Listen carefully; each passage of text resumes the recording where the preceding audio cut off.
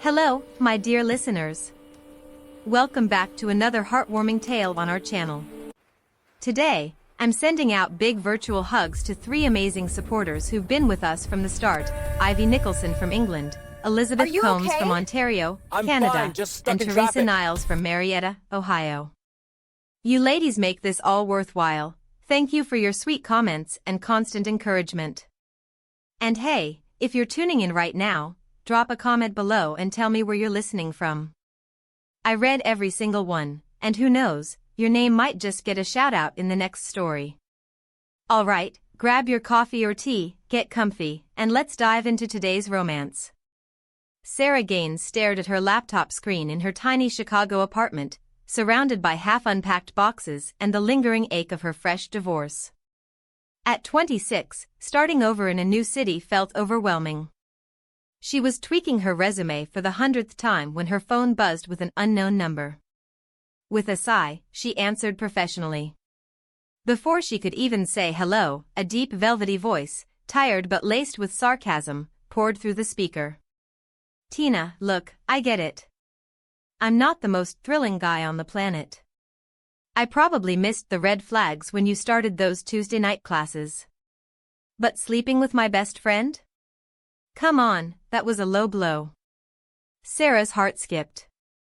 The man wasn't yelling, he sounded more hurt than angry, his disappointment raw and real. Having just gone through her own betrayal, she felt an unexpected surge of empathy. Sir," she interjected softly. "I think you've got the wrong number." Dead silence. Then a sharp inhale and a groan of pure embarrassment. "Oh God, you're not Tina." "Nope," Sarah said, a small laugh bubbling up despite herself. "I'm Sarah. And unless this is some wild prank, you just unloaded your breakup drama on a total stranger." A long, defeated exhale. "I'm so sorry. I was driving, stressed out of my mind, and clearly fat-fingered the last digit. This is mortifying." "It happens," Sarah replied, her pulse racing for reasons she couldn't explain. His voice was magnetic, smooth, confident, yet vulnerable. "For what it's worth, she sounds like she made a huge mistake." That broke the ice. A low chuckle from him. "I'm Colin, by the way. And I owe you the world's biggest apology for that epic fail of an introduction." "Well, Colin," Sarah said, smiling for the first time in days, "it's hands down the most entertaining thing that's happened to me this week." What was meant to be a quick sorry turned into an hour-long chat. They bonded over the ridiculousness of modern dating, the sting of betrayal, and the challenge of rebuilding after heartbreak. Colin's wit was sharp and self-deprecating, making Sarah laugh in a way she hadn't since her marriage fell apart. Eventually, she glanced at the clock. "I should go, I've got a big interview tomorrow." "Of course," he said quickly. Then, after a pause, "Sarah, this is crazy, but your voice, it's incredibly soothing. Any chance I could call you again? Just to talk?" Her stomach flipped. "Sure," she whispered, ignoring the warning bells. "Call me." 2 weeks later, those late-night calls had become her lifeline. Every evening around 10 p.m., her phone rang, kicking off with inside jokes about Tina or the day's chaos. The anonymity let them skip the small talk and dive deep, sharing fears, dreams, and scars they'd never reveal in person. Sarah discovered Colin was brilliant, ambitious, and surprisingly lonely. He traveled constantly for work, mentioning private jets and high-stakes deals in passing, never bragging but painting a picture of quiet wealth and isolation. In return, he adored her warmth, her quiet strength after her divorce, and the way her soft laugh cut through his stressful days. One night, after she vented about feeling overlooked at her new job, he went quiet. "Then, you could never be invisible, Sarah. I don't know what you look like, but I see you more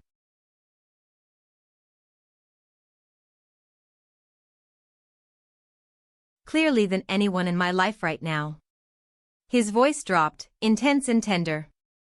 "I'm falling for you, the real you behind that voice." Her breath caught. The just friends pretense crumbled. "Colin.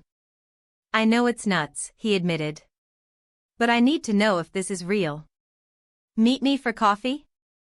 Let's see if the spark survives in person. Terror and excitement warred inside her, but curiosity won. Okay. Coffee. The downtown cafe was packed when Sarah arrived early, nerves jittery in her simple sundress, honey brown hair loose around her shoulders. She pictured him as a rumpled professor type, older, kind-eyed. The door chimed. She looked up and nearly dropped her tea. He was nothing like she'd imagined.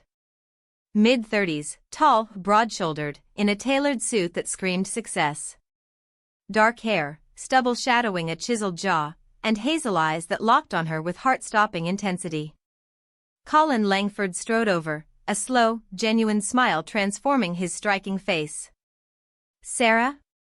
That familiar rich voice, now in real life, Colin, she breathed, flustered. He sat, leaning in. Your voice is stunning, but in person? You're even more incredible than I dreamed. She blushed. I pictured you in elbow-patched cardigans. You're way more intimidating. They laughed, the chemistry exploding instantly. Conversation flowed effortlessly, charged with eye contact and stolen touches. As they left, he pulled her into a lingering hug. The magic made it, he murmured. Now, let's have a proper date. Their first real date was Colin's attempt to wow her, picked up in a gleaming black Mercedes, dinner at an exclusive rooftop spot with panoramic city views. But Sarah stayed grounded, steering talk to funny work stories instead of his wine expertise. When he bragged subtly about deals, she noticed a flustered waiter instead, empathizing quietly. Colin realized his money wasn't impressing her, it was irrelevant. Frustrated but charmed, he abruptly changed plans. This is too formal. Come on.